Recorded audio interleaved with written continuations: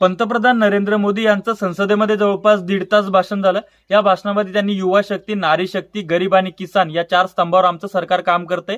शेतकऱ्यांबद्दल बोलताना ते असं म्हणाले की आम्ही किसान सन्मान निधीच्या माध्यमातून 2,80,000 करोड शेतकऱ्यांना मागच्या 10 वर्षांमध्ये दिले। त्यानंतर पीएम किसानच्या माध्यमातून आम्ही 30,000 करोड शेतकऱ्यांनी जो प्रीमियम भरला त्या बदल्यात 1.5 लाख करोड रुपये क्लेम म्हणून दिला। त्यानंतर आम्ही मत्स्य व्यवसायाची मंत्रालयाची स्थापना केली।